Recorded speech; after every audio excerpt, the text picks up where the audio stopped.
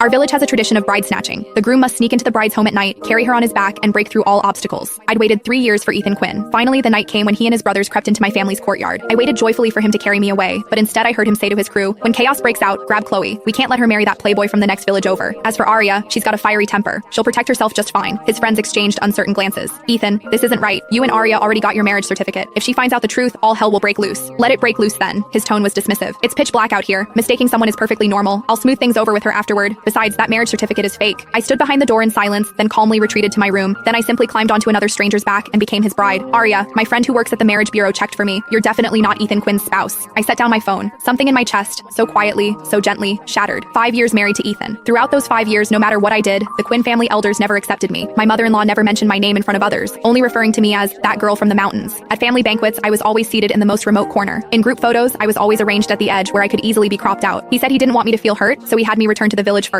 He said he'd wait until he completed our village's bride snatching ritual, followed all the proper procedures, then bring me back legitimately. I obediently returned. Though we spent little time together, to outsiders we seemed loving and harmonious enough, but I'd waited 3 years for him, saved up 3 years worth of things to say, longed for this night for 3 years. Yet he came for another woman. He'd fooled me with a fake certificate for 3 years, all just so I wouldn't discover. The person he truly wanted to capture was my stepsister Chloe. I looked at the woman in the mirror, expressionless, neither joyful nor sorrowful. Soon, commotion erupted in the courtyard. The bride snatching had begun. People were shouting, "They're here! They're here!" Someone laughed. Footsteps pounded past in chaos. Someone deliberately blocked the path. The firelight painted half the sky red. The excitement belonged to them. The excitement was for Chloe. The other group consisted of people from the neighboring village who'd come for the capture. They'd originally come to capture Chloe. According to tradition, if a girl was unwilling, she could hide away early and let them make a wasted trip. But Chloe didn't hide. She'd been waiting in her room all along, waiting to be carried away. And the person she was waiting for was my husband. The room I was in wasn't my usual one. It was Chloe's. That afternoon, my stepmother had called me over, held my hand, and spoke with rare gentleness. "Arya, tonight during the capture, you stay in Chloe's room. Your room is too quiet. The capture group won't find it easily. Those thugs coming for Chloe are troublemakers. You've always been tough since childhood, can take a beating. Not like Chloe with her delicate constitution. If she got hurt by accident, it would be terrible." I said nothing. I knew what she meant. According to village tradition, during bride snatchings, the groom's brothers would charge in first to seize the bride. The woman had to resist, struggle, fight desperately to prevent being carried away. This was called blocking the door. The harder you blocked, the fiercer you fought, the more precious the girl was considered. The harder the groom's side had to fight to carry her away. Those punches and shoves would land on you for real. My stepmother sighed, acting as though sharing her deepest thoughts. She studied my expression, testing the waters. "Besides, Ethan's from the city. He's not familiar with our customs. If you stay in this room by the entrance, he won't have to search the whole courtyard." Back then, wanting to make things easier for Ethan, I'd agreed. I'd even sent him a message with my room's location. But who knew? They'd been planning this switch all along. Outside, a louder commotion suddenly erupted. Someone shouted, "Got her! Got the bride!" People laughed, people cheered, firecrackers crackled and popped. I listened but didn't move. I knew who they'd captured. I could even picture the scene. Ethan carrying Chloe on his back, stumbling through the crowd. His brothers flanking them protectively. Someone deliberately blocking their path. People throwing things. Chloe burying her face against his back, pretending to struggle a few times. How wonderful. I lowered my eyes, refusing to look. Before long, my room door burst open.